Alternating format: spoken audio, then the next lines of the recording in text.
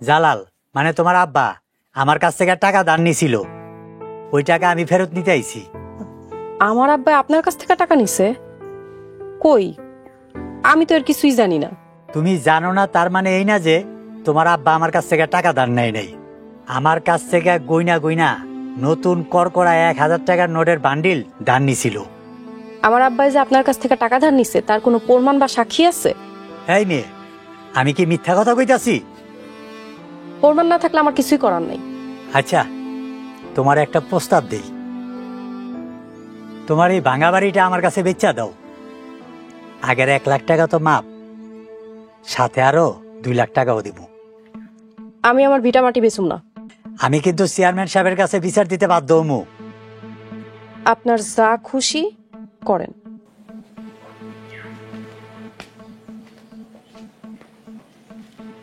ভাবছিলাম সল ছাতুরি করে আবার ভিটা মাটি হাতায় নিব, কিন্তু মাইয়ার সেই দেমাক।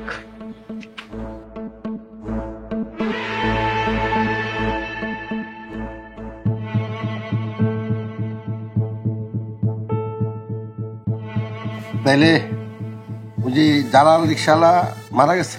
জি চেয়ারম্যান সাহেব। আচ্ছা আফজাল, জালাল যে তোমার কাছ থেকে 1 লাখ টাকা নিছে তার কোনো সাক্ষী প্রমাণ আছে? না চেয়ারম্যান সাহেব, এই জন্য তো আপনার কাছে আইলাম। আফজাল, খালি আমার কাছে আসলে হইব? আমারে খুশি করতে হইব না?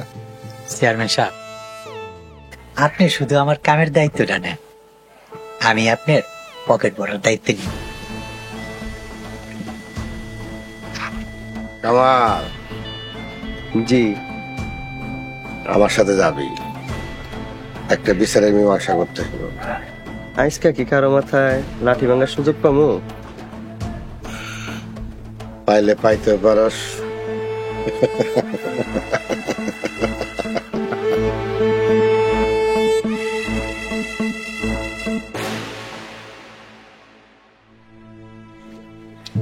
ঠিক আছে, কোনো চিন্তা করবো না। এই বাড়ি থেকে আসো, বাইরে আসো, চেয়ারম্যান চাচা আইছে।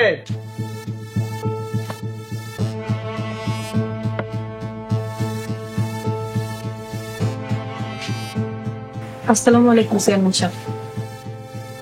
ওয়ালাইকুম আসসালাম।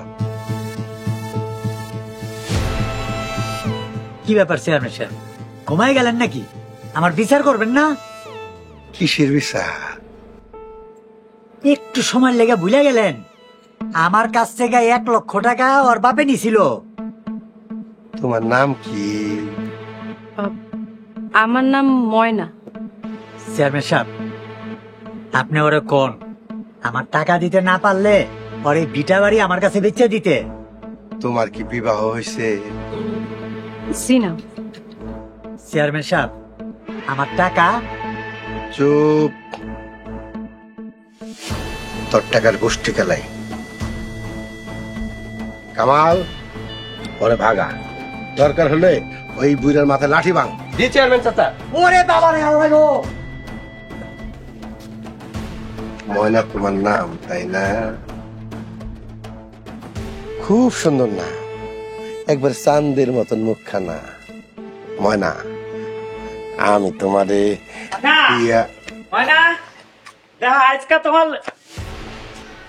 মনা, তুই এখানে? আসসালামু আলাইকুম। ওয়ালাইকুম সালাম। আমারও তো একই প্রশ্ন, আপনি এনে কি করেন? আমি ময়নার সাথে কথা বলতে আসি, ময়নার লগে আমার কাজ আছে।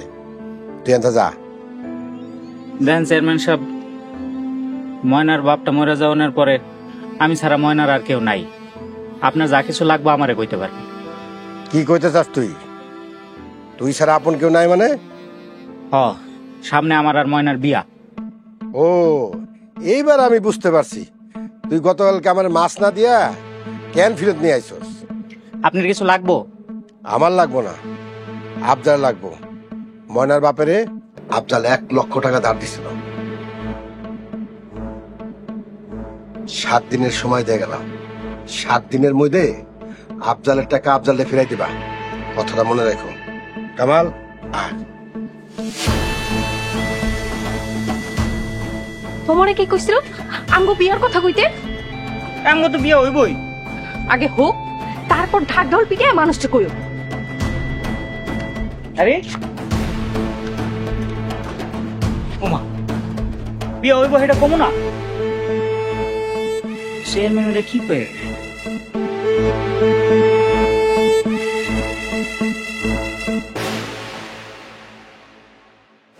কি করেন? টাকা পাইছো তো? জি মহাজন সাহেব, সবই আপনার দয়া। দয়ার রহমত তো উপর আল্লাহর, আমি তো মাত্র ছিলাম। কিরে মনা ব। আসসালামু আলাইকুম মহাজন সাহেব। ওয়ালাইকুম আসসালাম। মহাজন সাহেব আমার কিছু টাকা লাগবো। টাকা লাগবো? 500 দিলে হইব? যা 1000। এবার খুশি তো? মহাজন সাহেব আমার 1 লাখ টাকা। 1 লাখ টাকা লাগবো? 1 লাখ টাকা দিয়ে কি করবি? আমার একটা জরুরি কাজে লাগবে। এই তুই 1 লাখ টাকার মানি বুঝোস? 1 লাখ টাকা কখনো তুই একসাথে দেখছস? মহাজন সাহেব আমার টাকাটা লাগবে, আপনি আমার টাকাটা দেন, আমি দরকার হলে দিন রাত কাজ করে আপনার এই টাকা পরিশোধ করে দিন। এই তুই জানস দিন রাত 24 ঘন্টা কাজ করলে কতদিন লাগবে তোর এই 1 লাখ টাকা শোধ করতে? কিন্তু টাকাটা যে আমার বড় দরকার মহাজন সাহেব। দেখ মনা, আমি তোর ছোট ভাইয়ের মতো দেখি। 1 লাখ টাকা দিতে পারবো না, দেই ক্যাশে কত আছে তোর আমি মিলে আওয়াজ করে দিতেছি। আচ্ছা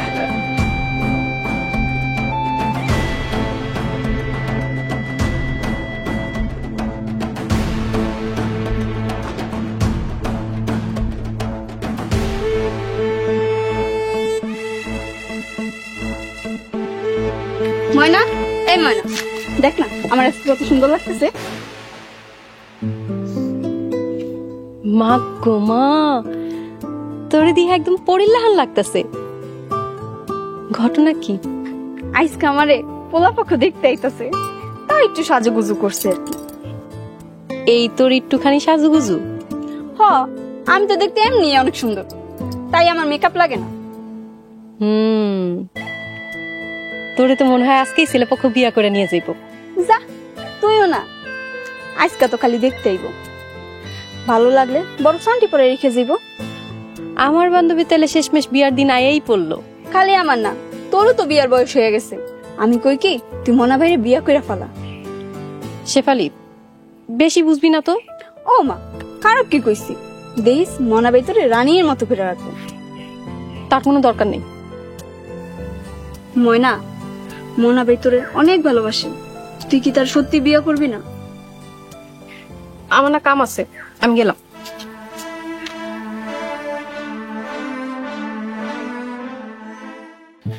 রে চাঁদের মতন সুন্দর মেয়েটারে বিয়ে করবো। ওই মনা, চাচা ওর গা থেকে তো মাছের এস্টার গন্ধ আসছে। আর আমিও তো সেই কথাটা কইতাছি। ময়না এত সুন্দরী রূপবতী, ও থাকবো আমার ঘরে, কিন্তু চেয়ারম্যান সাহেব এইসব কিন্তু বাদ দিয়া আমার টাকা আর নাইলে জমির ব্যবস্থা করে দেন।